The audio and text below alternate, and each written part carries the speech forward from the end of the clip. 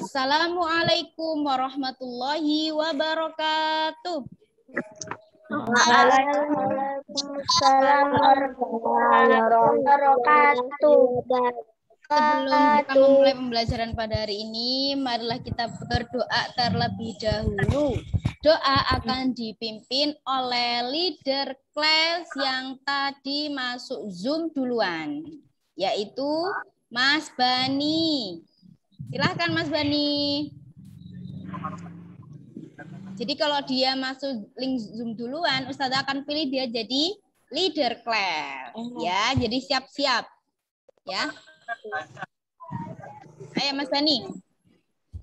Istiadan. Sudah siap? Sudah siap. Berdoa. Tangan ditengadahkan, kepala ditundukkan.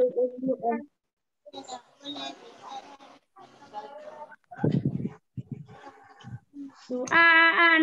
A'udzu billahi minasyaitonir rajim. Bismillahirrahmanirrahim. Alhamdulillahi rabbil alamin.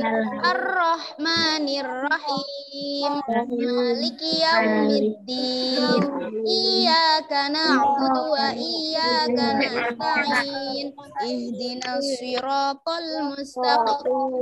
Siratal ladzina an'amta 'alaihim ghairil maghdubi 'alaihim waladdallin. Amin. Rabbi syrahli. Sudah sampai aja. Amin ya rabbal alamin. 5 aturan belajar di dalam kelas. Ayo bareng-bareng. 1. Instruksi Ustaz dan Ustazah dengan cepat. 2. 2. Angkat tangan jika ingin berbicara. 3. Angkat tangan jika ingin meninggalkan tempat. Kelas. 4. Membuat pilihan cerdas. 5. Membuat Ustaz dan Ustazah senang. Bagaimana kabarnya hari ini, Soli-Solihah? Alhamdulillah luar biasa. Yes, Faiza semangat. Yes. Oke. Kita tanya lagi, suaranya Ustazah putus-putus apa tidak?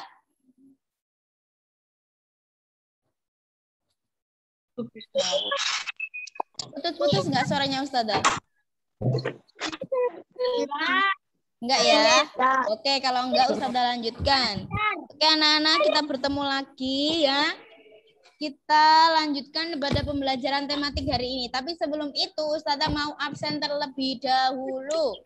Ya, jangan lupa bilang hadir atau hadiroh. Sekarang tanggal berapa ya? Tanggal 4. Tanggal 4. Oh iya. Yang namanya Ustazah panggil, jangan lupa ya bilang hadir atau hadiroh. Mas Almas Maulana Ahmad. Hadir Ustazah. Alifah Yuhanifa. Alifah Yuhanifa ada? Belum masuk ya? Anissa Zaratul Jannah. Az-Zahra Dharma Lestari. Farida Faqihatul Ilmi. Hadirah.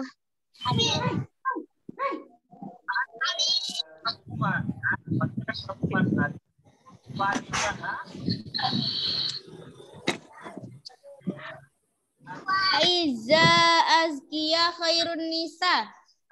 Ustazah. Tangan kanan ya sayang. Farid Rizky Mubarak.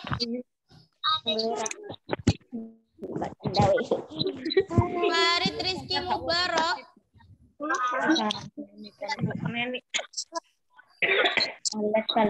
Ada nggak Mas Farid Rizky Mubarak? Firza Nabila. Kamila Aina Mira Amalia. Amalina Ustazah. Amalia. Kamila Aina Mira Amalina. Hadirah Ustazah. Hansa Zakia Azhara. Hadirah Ustazah. Muhammad Al-Fatih. Hadir Ustazah. Muhammad Fajar Ramadan. Ya Ustazah. Hadir. Hadir. Muhammad Yusuf Sabani.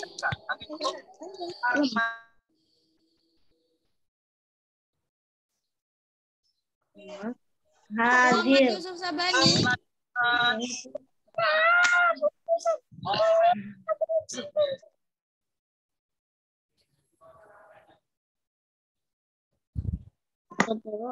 Zalfa Anindya.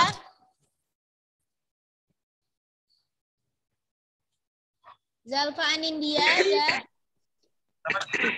Zalfa Anindya. Hadirah Ustazah. Oke, sudah. Ini yang hadir ini berapa orang ini? Yang Belum. siapa belum? Muhammad Yusuf Sabani.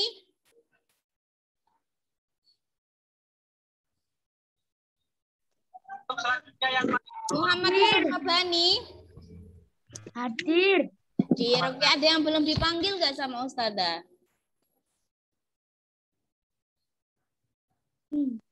Sudah semuanya ya? Oke, sudah. Oke, anak-anak, kita sekarang melanjutkan pembelajaran yang kemarin yang sempat belum selesai karena waktunya habis ya. Kemarin itu waktunya kurang, makanya sekarang kita lanjutkan. Tapi sebelum itu, Ustazah mau mengajak anak-anak untuk tepuk jari lagi. Biar gak lupa, kita refreshing.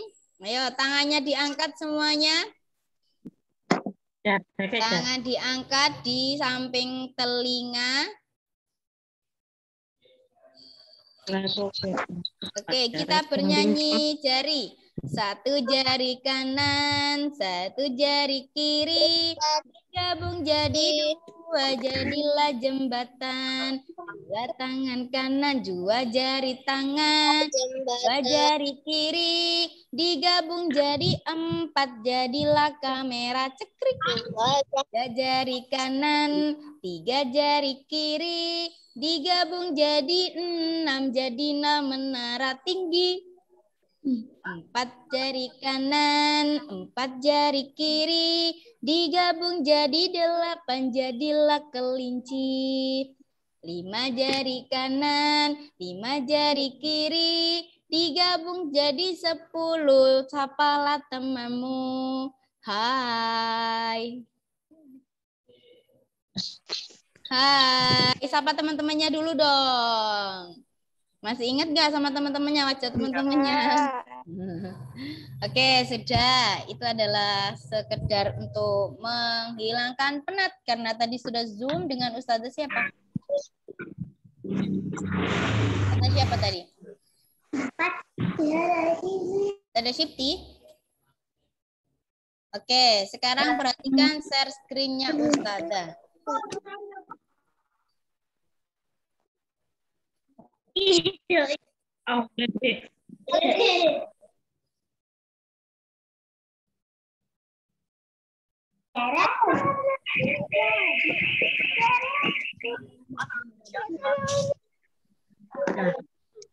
Sudah kelihatan apa belum?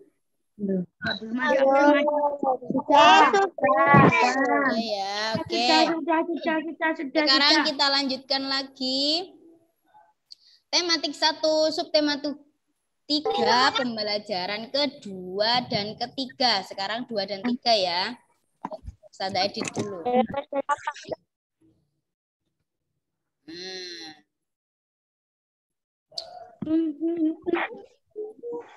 Jadi sekarang pembelajaran ke 2 dan 3. Oke, sudah muncul ya. Oke, kita arahkan ke bawah lagi. Nah, kemarin kita sudah belajar tentang apa anak-anak? tentang keberagaman yang ada di negara Indonesia. Ada apa aja kemarin yang anak-anak ketahui? Budayanya, macam-macam. Terus apa lagi? Makanan khas. Terus apa lagi? Ada satu lagi. Rumah adat. Nah, itu kemarin yang kita pelajari. Coba kalau Ustazah tanya, apa sih makanan khas dari daerah Madura? Sate, terus soto, rujak, Mas Fajar, enak ya itu ya. Waduh, jadi lapar ini. Terus lagi, apa makanan khas dari daerah Gresik? Ayo apa? Kita jalan-jalan ke Gresik sekarang. Kita beli oleh-oleh. Pudak. Bener Mas Fajar. Mas Fajar sering ke Gresik ya? Nasi kerawu. Nasi kerawu, pinter Mas Fajar. Waduh, dapat smell point Mas Fajar. Terus kita lagi jalan-jalan lagi ke Malang. Kita rencananya mau pulang. Bawa oleh-oleh khas Malang. Apa ya? Bakso. Khasnya Malang. Bakso Malang. Terus apa lagi? Yang sekarang booming di Surabaya.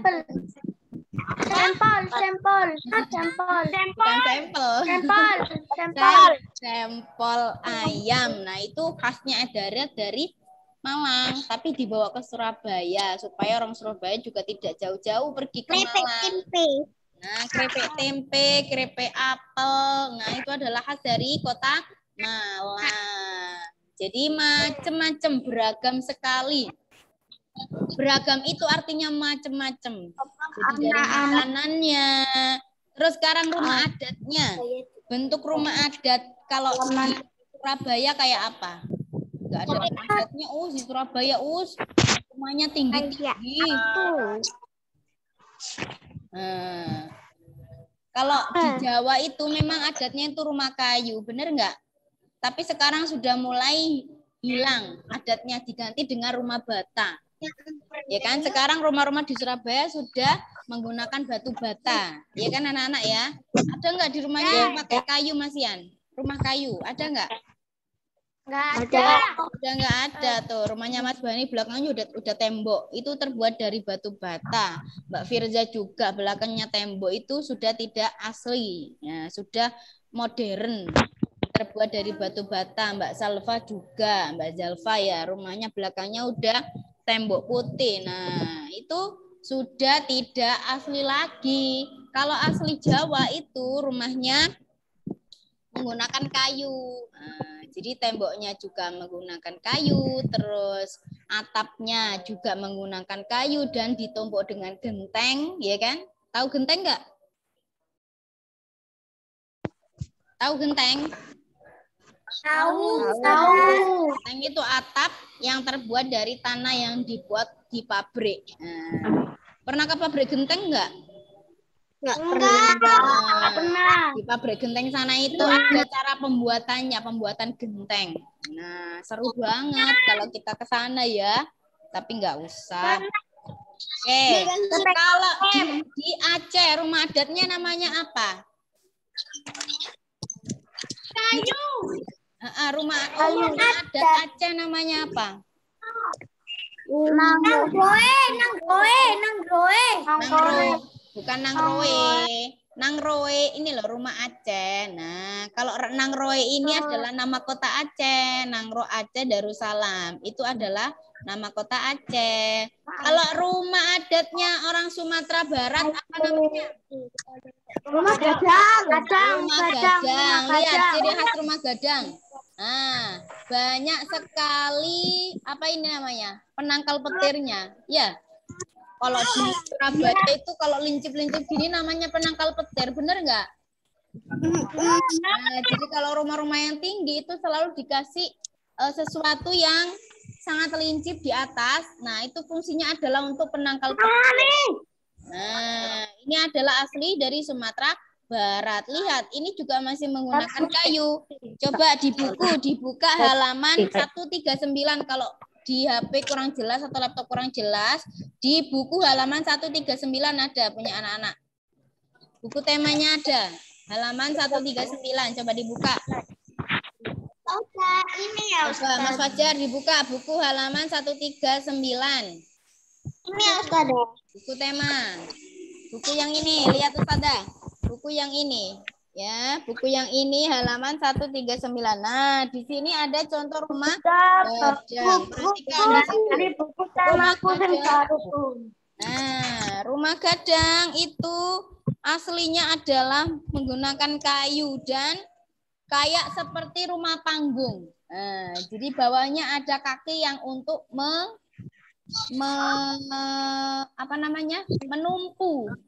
menahan. Nah, itu rumah gadang. Kalau anak-anak ke Sumatera Barat pasti langsung bisa melihat. Oh, seperti ini ya rumah gadang itu. Jadi dia ada yang nggak nempel ke tanah karena ditumpu oleh kaki kayu. Adikku di sana. Apa?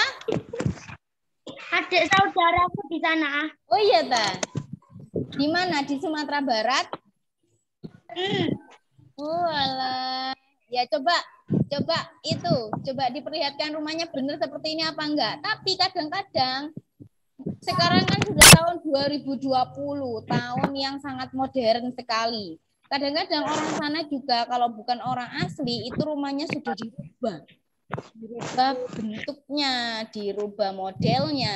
Jadi kalau misalnya jarang ada berarti orang ini sudah modern. Nah, seperti itu. Halaman berapa? 139.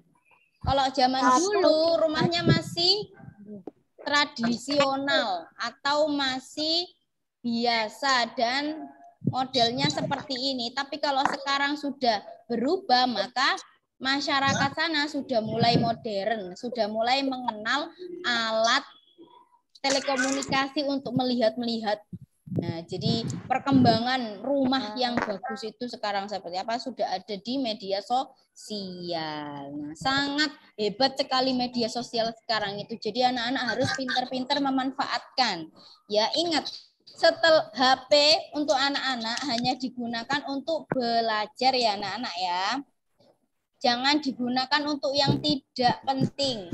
Mubazir ya. Mubazir itu apa Ustazah? Sia-sia. Nah, nggak dapat manfaatnya nanti. Jadi kalau anak-anak dipegangi HP sendiri-sendiri, digunakan untuk yang bermanfaat, kita lanjutkan ya. Oke. Ustazah pesan kepada anak-anak, HP itu sangat canggih dan sangat berkembang sekali. Anak-anak dengar suara Ustazah? Oke, jadi saya pesan ya, HP ini digunakan yang bermanfaat. Kalau anak-anak masih usia belajar, digunakan untuk belajar dulu, supaya pinter, supaya dapat ilmu. Bisa jadi nanti dengan anak-anak belajar, nanti jadi profesor, jadi insinyur, nanti bisa buat karya, mau buat HP atau buat laptop. Nah, itu juga nanti bisa dicapai kalau anak-anak ketika masa kecil masih fokus ke belajar. Ingat ya, HP digunakan yang penting saja, jangan dibuat mainan. Mainan itu juga menggunakan paketan. Paketan data itu beli mahal sekarang paketannya ya. Jadi kalau anak-anak tidak menggunakan yang bermanfaat, kasihan ibundanya setiap hari beli paketan terus. Tapi dibuat main game, dibuat TikTokan, dibuat apalagi YouTube-an, buat mainan. Nah, itu anak-anak mulai dikurangi ya. Digunakan yang bermanfaat saja ya. Paham anak-anak? Paham ya. Mulai sekarang HP dikurangi untuk bermain, digunakan untuk belajar. Oke, paham? Karena kalau anak-anak sudah kecanduan atau sudah seneng banget dengan HP, nanti kemana-mana kalau nggak bawa HP bingung. Aduh bunda, HP-ku ketinggalan. Aduh bunda, HP-ku paketannya habis, beli lagi dong. Nah, pasti gitu. Nanti bundanya kasihan. Bundanya pegang HP juga pasti perlu paketan untuk anak-anak belajar. Kalau anak-anak punya HP digunakan, ada paketannya terus digunakan main game. Waduh, itu yang namanya boros. Tahu boros? Tahu. Boros itu apa? Boros itu menghambur-hamburkan uang. Nah. Oke, lanjut.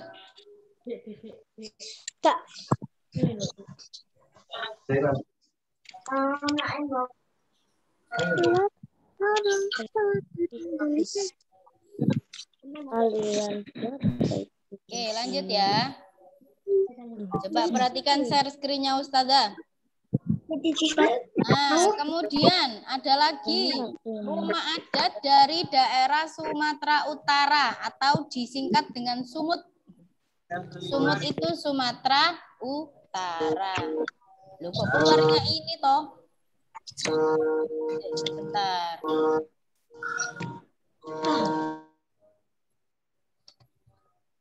Nah, sudah. Namanya adalah Rumah Balai Batak Toba. Coba perhatikan gambarnya di buku. Nah, bentuknya lancip ya. Bentuknya lancip seperti apa itu? Nah, bawahnya kayak ada pagar-pagarnya. Namanya adalah Rumah Balai Batak Toba. Kemudian ada lagi rumah adat dari daerah provinsi. Namanya apa? Songkonan. Namanya? Dari provinsi Sulawesi Selatan. Tongkonan. Namanya? Tongkonan. Rumah adat Tongkonan. Bentuknya kayak mainan ya. Kayak mainan. Nah, kayak lidah. Lidahnya naga. Kebalik tapi ya. Selanjutnya di situ ada lagi rumah adat seperti masjid ya. Dari daerah Maluku. Namanya apa itu? Baileo. Baileo. Baileo seperti masjid ya. Terus lagi rumah panggung itu seperti rumah panggung rumah diri Bangka Belitung. Bangka Belitung itu mana? Sumatera apa Kalimantan? Nah, rumah adat dari Bangka Belitung. Nah itu adalah beberapa keberagaman dari rumah adat yang dimiliki oleh negara Indonesia. Kalau rumah orang Jawa seperti apa bentuknya?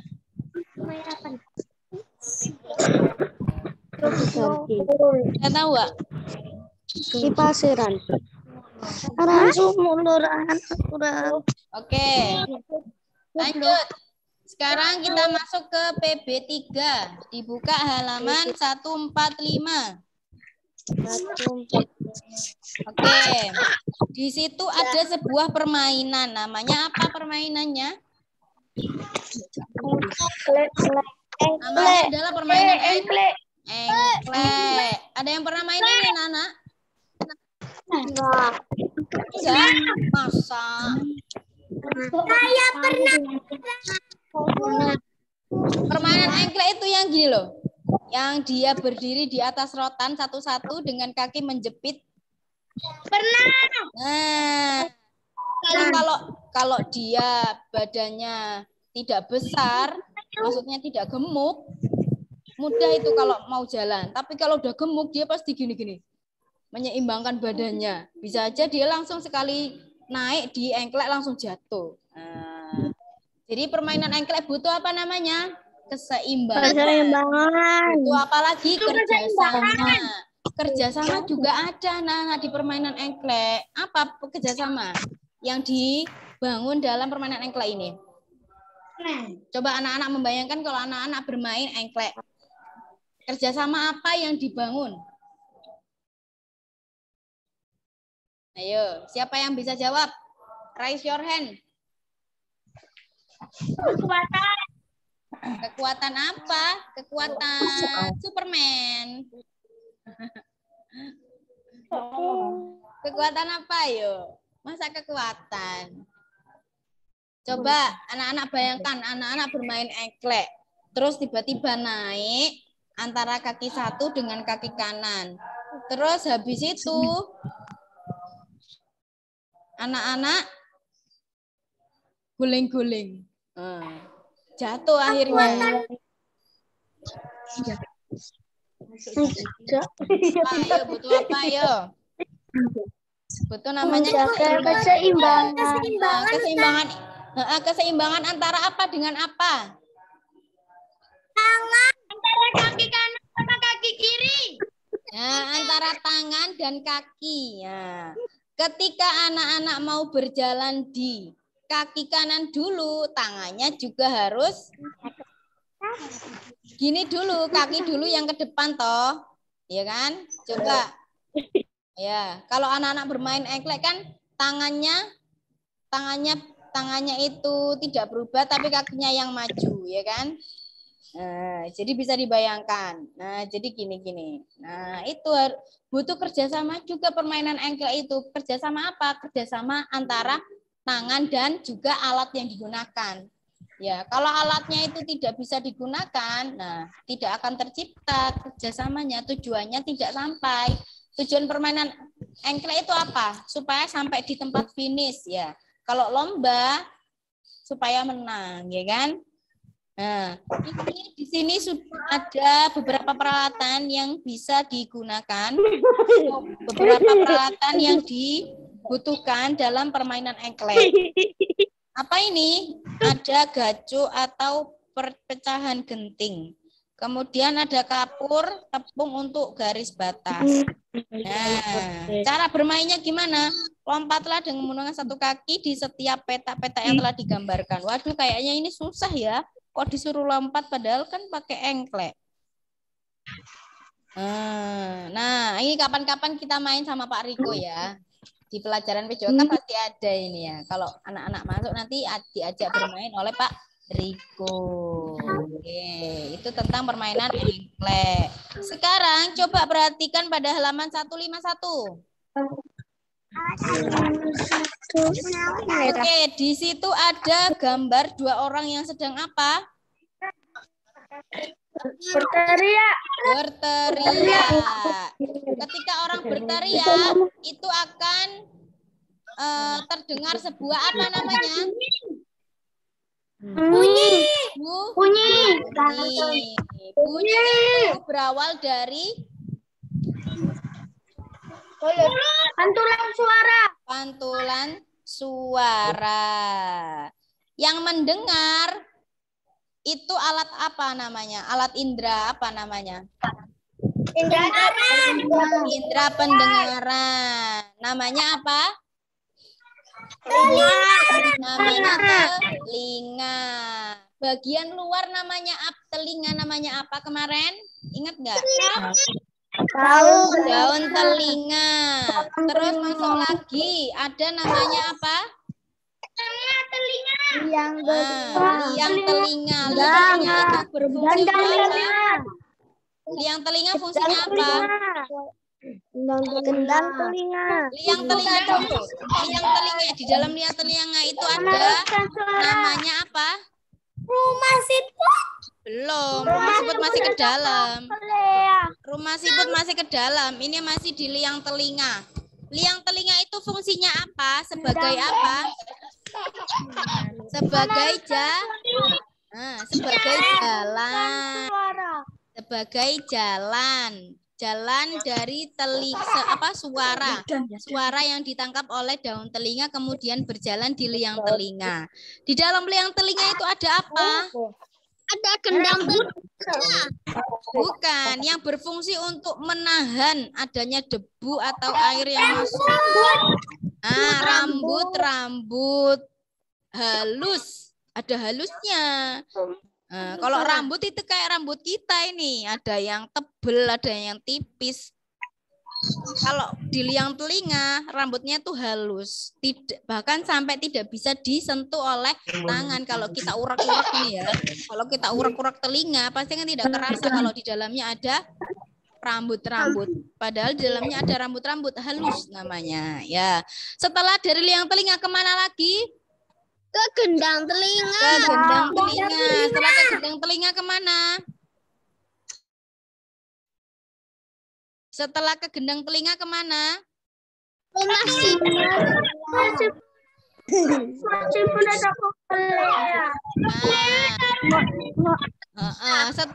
fase terakhir, tahapan terakhir kemana?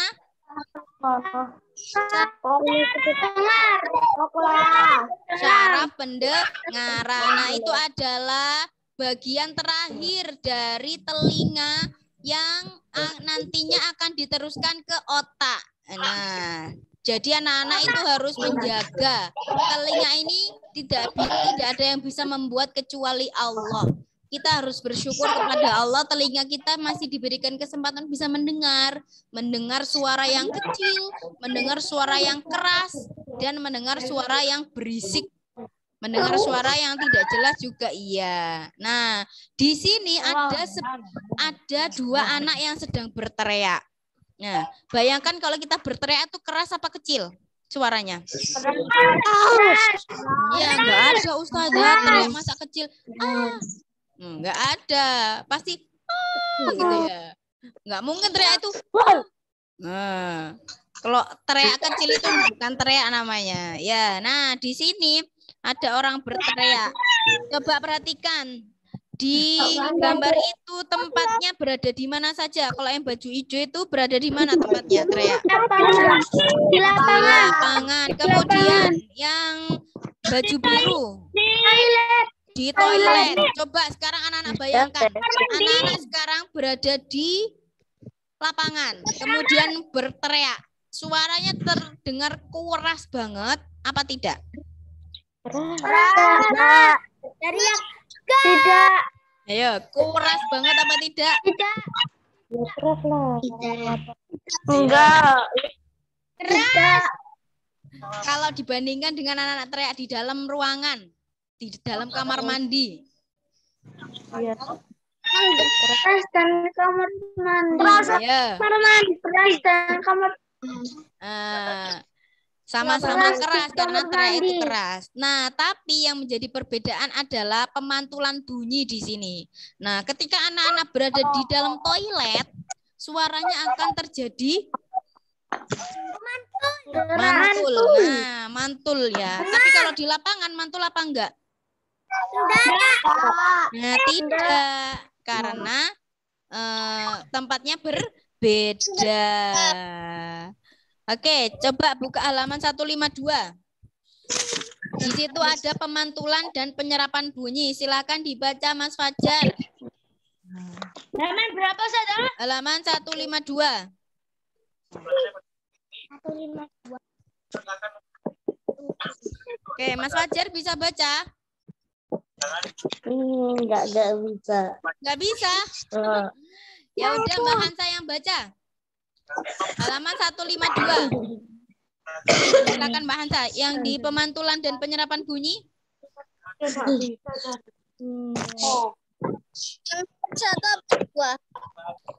Yang ini Mbak.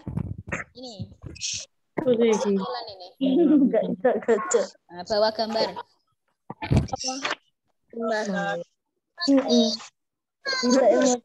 Baca yang keras Mbak Hansa. Pemantulan biar kamu lebih paham. Belum ngomong. Bawahnya lagi Mbak Hansa. Semuanya membaca deh, semuanya membaca aja.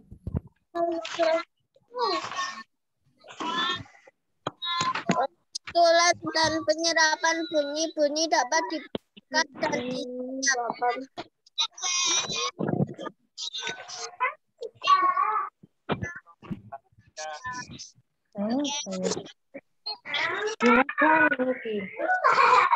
Iki lho, gak direngokno sih.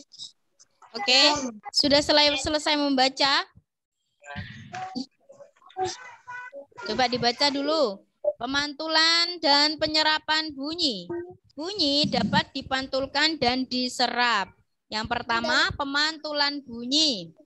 Sebuah kelereng yang kita lempar ke dinding yang keras akan mengalami pemantulan. Nah, coba perhatikan. Anak-anak punya kelereng di rumah. Ketika kelereng itu dilempar ke dinding dengan keras, tok, itu akan mengalami pemantulan, ya. Suaranya akan kembali. Jadi suara tek itu akan terdengar. Demikian dengan bunyi. Bunyi juga dapat mantul.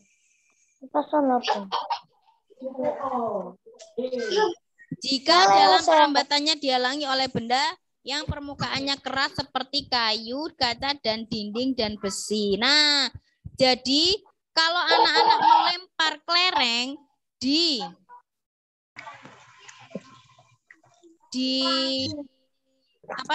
kayu, kaca, dinding, dan besi, maka ini akan mengalami pemantulan bunyi. Beda dengan ketika anak-anak melempar kelereng di tanah. Ya, bayangkan. Anak-anak ketika melempar kelereng di tanah akan terdengar bunyi apa tidak? Tidak dengar. Ayo, ada nggak bunyinya kalau kita melempar kelereng ke tanah? Ada, pasti tidak ada. Karena tanah itu tidak ada struktur benda. Maksudnya tanah itu tidak ada bunyinya. Yang bisa memantulkan bunyi itu ketika kita melempar kelereng ke kayu, ke kaca, dinding, dan besi. Nah, kapan-kapan praktek ya anak-anak ya. Kemudian ya nanti praktek aja ya. Nanti ya ada tugas praktek ini ya. Kita praktek untuk namanya percobaan bunyi ya. Nanti percobaan bunyi ya di rumah masing-masing. Apa? Tapi nggak punya kelereng. Ya udah nanti kita ganti kelerengnya dengan alat-alat yang lain ya. Oke. Saya punya kelereng. Saya pakai bola bekel boleh nggak? Oh itu ada kelereng. Bola bekel. Bola bekel itu nanti tidak bisa memantulkan bunyi Mbak Azkia. Kalau kelereng itu kan terbuat dari kaca. Kalau bekel itu terbuat dari kaca enggak? Tidak. Bekel itu plastik ya. Kalau nggak salah ya. Nah, ketika dia dilemparkan ke besi, dia akan mendal aja tapi nggak ada bunyinya. Beda dengan kelereng. Ketika kelereng itu dilemparkan ke kaca akan bersuara tek gitu. Ke dinding juga tek. Ke besi juga teng gitu mungkin ya suaranya. Oke, lanjut ke penyerapan bunyi. Bunyi juga dapat diserap. Kok diserap ya Ustazah? Coba perhatikan penjelasan bawahnya.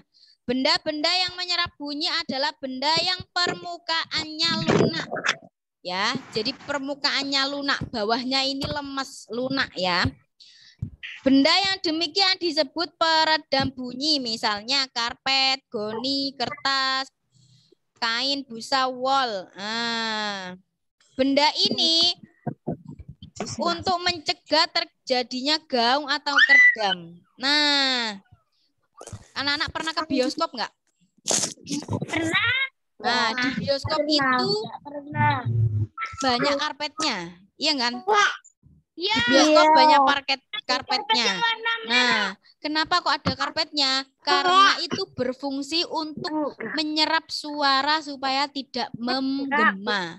Kan kita berada di dalam ruangan. Di dalam ruangan ya, kita menonton film, banyak orang di dalamnya. Kemudian misalnya filmnya itu tentang hantu-hantu. Pasti ada yang teriak-teriak. Nah, kalau ada yang teriak seperti itu, ketika tidak ada karpet yang ada di dalam situ, pasti suaranya akan terdengar dari luar. Beda dengan kita kalau misalnya di dalam ruangan itu dilapisi dengan karpet, nah itu pasti suaranya akan kerdam atau akan menghilangkan gaungnya, tidak akan terdengar dari luar, ya kan? Coba kalau anak-anak misalnya sebelum masuk ke studio, ke bioskop ya. Nah, terdengar nggak kalau misalnya ada teriak-teriak di dalam? Enggak, karena sudah diserap suaranya oleh karpet-karpet. Barang-barang yang lunak seperti karpet. Terus ada lagi kain, kertas. Kertas ini juga bisa, anak-anak. Tapi kebanyakan itu yang bisa menyerap bunyi itu dari karpet atau kain. Makanya kalau anak-anak ke dalam studio musik, itu di dalamnya pasti ada karpet, dilapisi dengan karpet supaya tidak menggaung keluar suaranya. Kalau menggaung keluar nanti membuat warga di sekitar atau orang-orang di sekitar situ akan terganggu karena suara musik, suara gitar, suara bass. Nah, itu kalau di studio. Kalau bioskop itu teriak-teriak. Orang kalau melihat film yang horor, pasti kan pengen teriak. Kalau ada sesuatu yang warna hitam atau warna putih lewat, terus ngambang, pasti kan langsung teriak gitu. Nah, makanya diantisipasi oleh yang memiliki studio atau bioskop dengan menaruh karpet di dalam ruangan tersebut. Paham? Oke, jadi bunyi itu bisa dipantulkan dan bisa diserap. Kles. Perhatikan saya ya, bunyi itu bisa dipantulkan dan bisa diserap. Bunyi yang bisa dipantulkan itu ketika dia dilemparkan ke tempat yang keras. Ya. Kalau yang diserap ketika dia dilempar ada lapisan lunaknya. Ya, seperti itu. Oke, lanjutnya bawah. Macam-macam bunyi pantul. Nah, di sini ada namanya gaung dan gema. Gema itu anak-anak sering merasakan gema kan? Gema itu kalau misalnya kita bicara di dalam sebuah ruangan ya. Yang bilang nanti Jadi misalnya A, B, B. Itu enak ya dibuat paduan suara ya. Nah, itu namanya gema.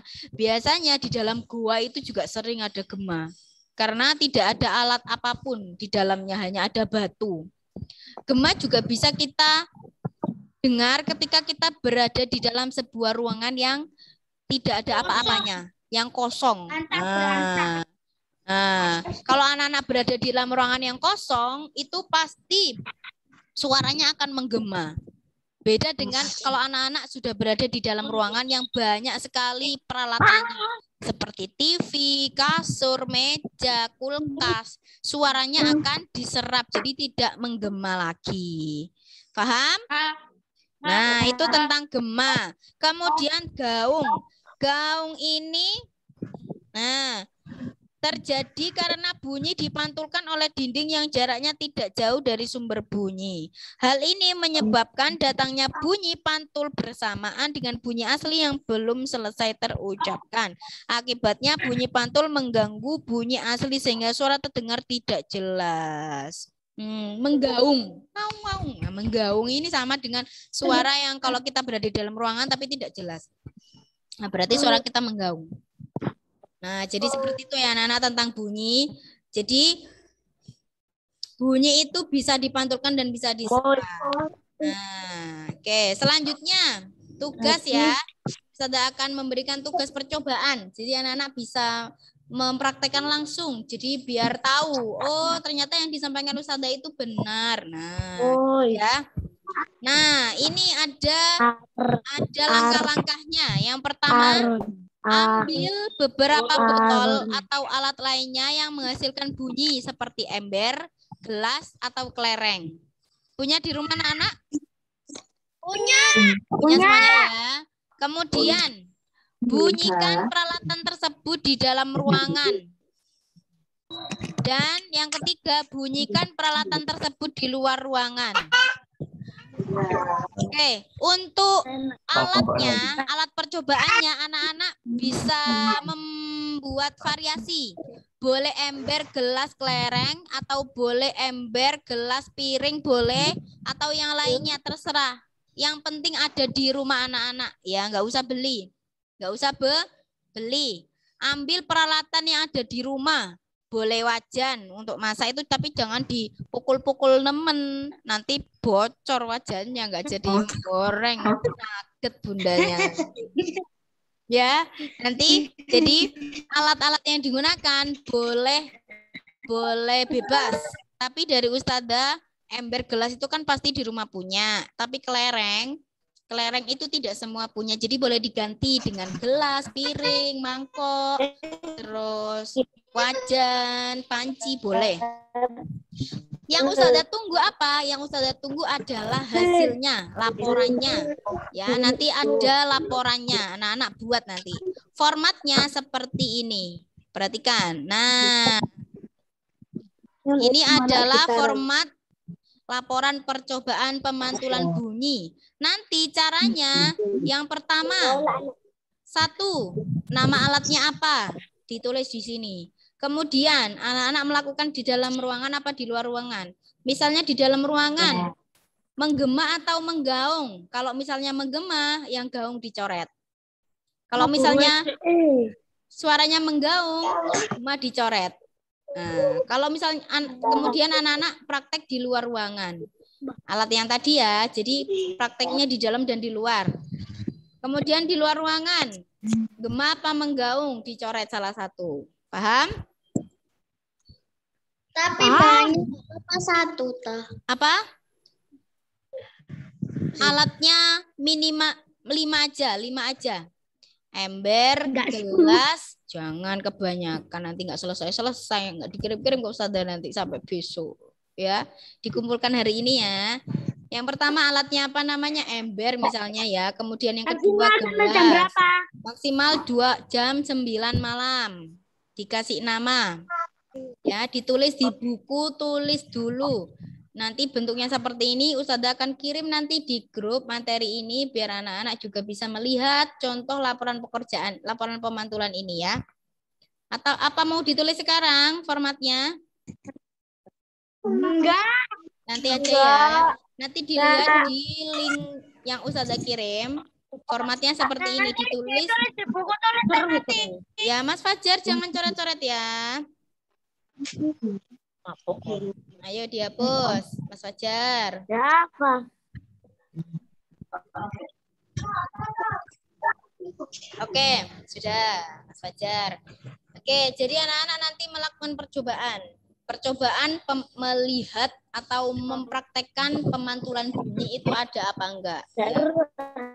Kalau misalnya tidak ada bunyi, ya tidak usah dicoret-coret. Berarti ditulis tidak ada bunyi. Tidak ada gema, tidak ada gaung. Paham? Paham tugasnya anak-anak?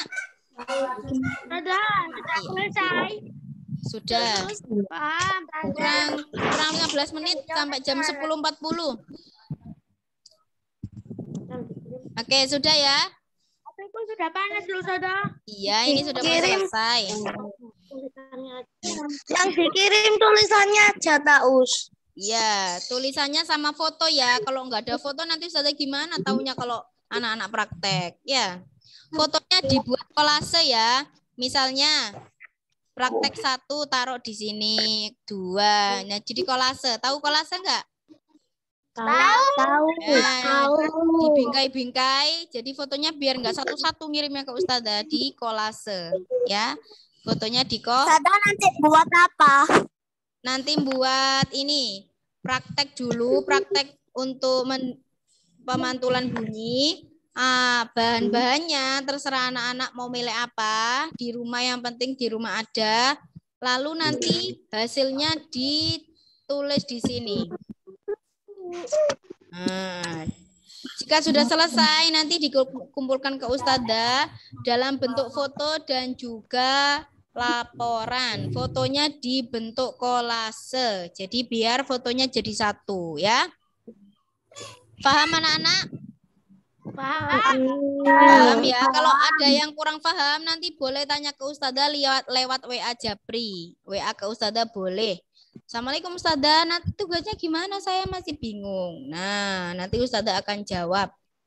Paham? Oke, ada pertanyaan? Tidak ya. Kalau gitu saya cukupkan sekian. Terima kasih atas perhatiannya. Sebenarnya ini ada pelajaran matematika loh anak-anak. Matematikanya tentang sudut. Nah, tentang sudut. Tahu nggak sudut itu? Tahu. Buka halaman 92. Terus ada tambahin sedikit tentang matematika ya.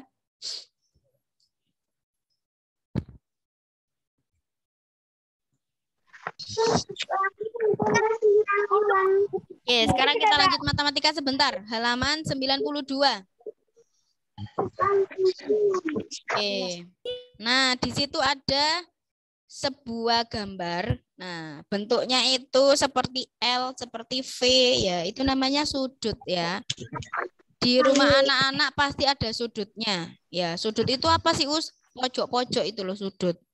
Nah, di sini ada 3 jenis sudut. Yang pertama, sudut siku-siku, kemudian sudut lancip, dan sudut tumpul. Nah, kalau sudut siku-siku, coba dibaca Mbak Alifah. Sudut siku-siku itu seperti apa? Halaman berapa, Ustazah? 90 derajat. 90 derajat. Nah, ukurannya adalah 90 derajat. Ustazah, gimana cara mengukurnya? Menggunakan busur. Busur itu penggaris yang seperti yang ada di gambar itu. Coba lihat. Nah, itu adalah alat untuk mengukur sudut.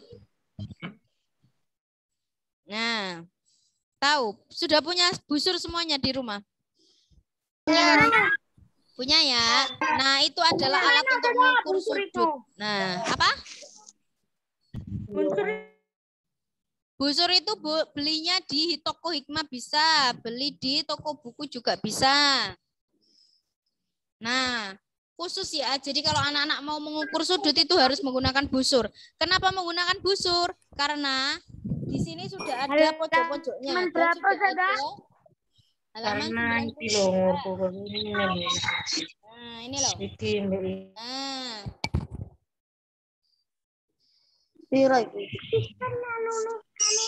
Nah, perhatikan Ustazah. Nah, ini namanya busur. Ya. Di sini di dalam busur itu coba perhatikan. Sudah ada angka-angkanya. Jadi kalau anak-anak mengukur itu pasti sudah bisa ditebak. Oh, ini sudutnya berapa ukurannya? Bisa 20 derajat. Nah, derajat itu adalah ukuran dari 40 derajat. Oh. Oke, perhatikan yang pertama dulu. Sudut siku-siku. Kenapa disebut sudut siku-siku? Karena sudut ini kaki-kakinya tegak lurus. Nah, sama. Nah, kalau kita kasih garis ya, pasti ini bentuknya sama, ya kan? Tingginya sama, lebar panjangnya juga sama. Ini namanya sudut siku-siku. Nah, berbeda dengan yang bawah, sudut lancip. Nah, sudut lancip ini ukurannya lebih kecil dari sudut siku-siku, yaitu antara 0 dan 90 derajat. Bisa aja 0 itu lebih kecil dari 90 derajat. Dari ukuran 0 sampai kurang lebih 90 derajat. Jadi lebih kecil. Makanya di gambar ini lebih kecil ya. Ada yang kecil, ada yang 7 derajat. Nah, angka 0 di atas angka itu, nah, perhatikan angka 0 di atas angka. Tahu nggak angka 0 di atas angka? Itu namanya, itu tanda untuk sudut. Tahu nggak? Yang angka 0 di atas. Salah. Angka 0 di atas angka 7. Perhatikan coba. Angka 0 di atas angka 7 itu kan ada 0 kecil ya. Itu artinya derajat. Artinya apa? Derajat.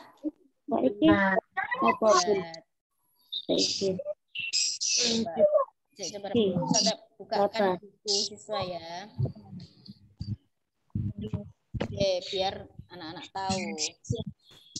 Halaman berapa tadi, Nana? 92 ya. Nah, di Ustazah sudah muncul. Coba Ustazah share screen dulu.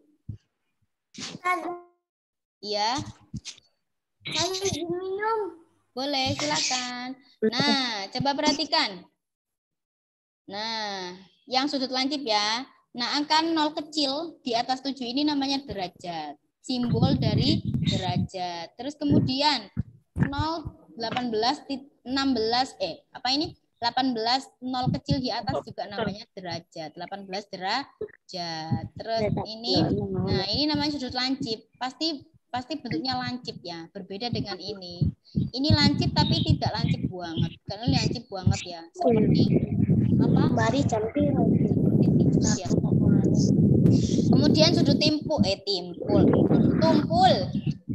Sudut tumpul ini lebih besar dari sudut siku. Jadi ini bisa aja melebar ke sini. Garis ini bisa aja melebar ke sini. Seret gini ya. Coba saya akan menulis ya. Bisa nggak Ustazah nulis? Drawing. Nah, ini kalau awalnya kan ini, coba perhatikan. Sudut tumpul kan awalnya sini. Kok garisnya Ustazah menceng-menceng? Oleh-oleh. Hai, sok kita sing kok rusak.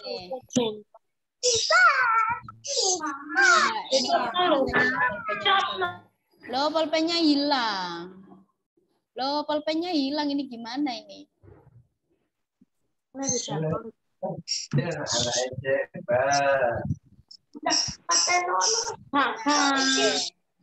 ini. Nah, awalnya kan yang 110 ini kan dari sini. Nah, awalnya kan sudut siku ini loh.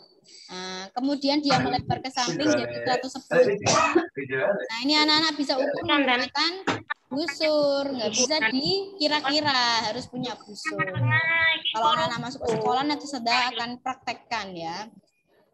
Gimana cara mengukurnya. Oke, jadi cukup sekian sampai sini dulu untuk pertemuan kita ya. Semoga bermanfaat. Oh, nggak ada yang amin? Amin. Selesai kok nggak ada yang amin. Oke, anak-anak. Ada yang bertanya lagi sebelum saya akhiri? Ada lagi? Ada yang bertanya? Ada ya, oke. Sebelum, ya apa Mas Alfati? Apa Mbak Alifa? Yang dikirim tugasnya apa saja? Yang dikirim tugasnya adalah foto percobaan dan laporan percobaan. Nanti perintahnya ada di materi yang Ustazah kirim di grup, ya. Kalau tadi kurang jelas, nanti Ustazah kirim di grup via Sway, ya. Oke, apa Mas Alfati mau tanya apa? Itu jika tidak ada gaung atau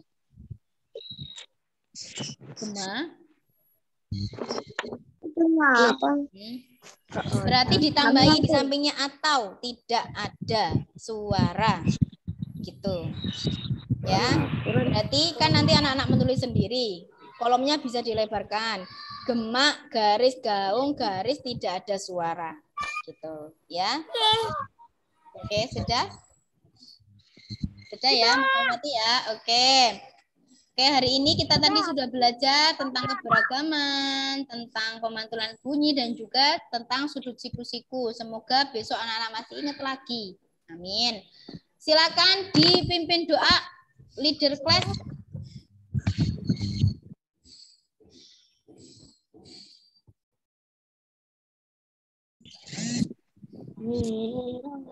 Leadernya siapa ini? Leader class, leader. Leadernya siapa tadi yang mimpin doa? Bani masa lupa? Dah lupa. Ayo Mas Bani pimpin doa, Mas Bani. Sudah siap. berdoa. Tangan ditengadahkan, kepala ditundukkan. Bismillahirrahmanirrahim. Subhanakallahumma wa bihamdika asyhadu an la ilaha illa anta wa atubu ilaik.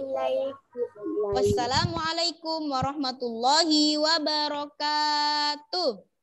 Waalaikumsalam warahmatullahi wabarakatuh. Ingat jawabnya. Waalaikumsalam. Waalaikumsalam sama-sama. Terima kasih, Assalamualaikum. Waalaikumsalam sama-sama. Assalamualaikum. Waalaikumsalam. Sama-sama. Waalaikumsalam. Sama-sama. Waalaikumsalam. Sama-sama. Waalaikumsalam.